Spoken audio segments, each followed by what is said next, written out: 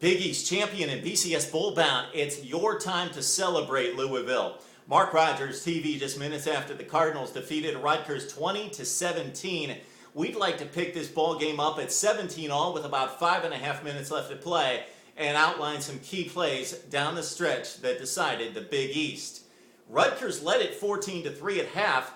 Looked like they had made it 21-3, but a touchdown on a fake field goal called back due to an ineligible receiver. So again, 17 all, 5.5 minutes left to play.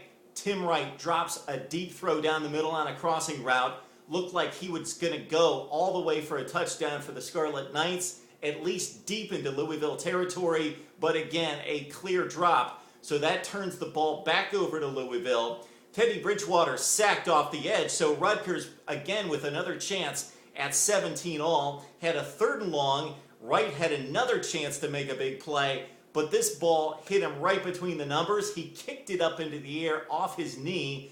It was picked off by James Burgess, and this turned out to be the play of the game. So the freshman picks it off. Louisville in business at the 47 with about 3 minutes left to play, still 17 all.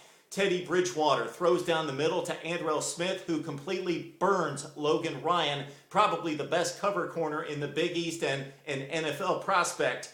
Smith takes it down to the 17, sets up John Wallace's 29-yard field goal with a $1:40 to play. Louisville 20-17. Gary Nova and the Scarlet Knights had one more chance and plenty of time, but Nova and Brandon Coleman miscommunicated. Coleman cut the play to the outside. Nova hung it up down the right sideline. Ball picked off by Terrell Floyd. And Louisville wraps up the Big East Championship 20-17. So actually the Cardinals and the Scarlet Knights tie for the Big East Championship at 5-2. Syracuse as well at 5-2. Cincinnati, with a win on Saturday, has an opportunity to make it a four-way tie.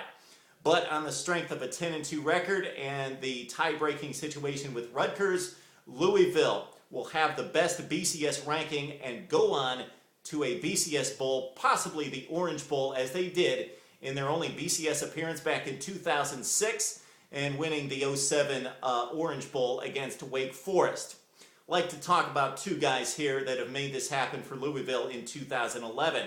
First of all, it's Teddy Bridgewater. In this game, he was banged up big time after taking a beating against UConn last Saturday. Teddy Bridgewater with a sprained left wrist and sprained right ankle. Didn't start. Will Stein started and did fairly well, but Bridgewater's got to carry this team, and he has all season. And he went 20 for 28, 263 through the air, 2 touchdown passes, and 1 pick for Teddy Bridgewater. Under extreme duress physically, he pulled this one out for the Cardinals.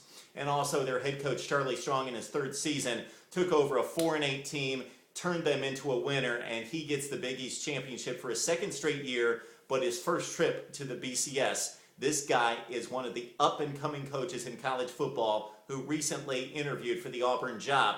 Charlie Strong and Teddy Bridgewater lead Louisville onto the BCS. Rutgers has to kick themselves a number of times for missing out on some big plays in this one and missing out on an opportunity last week to sew up the Big East before they even had to face the Cardinals, but they went to Pittsburgh and laid an egg 27-6.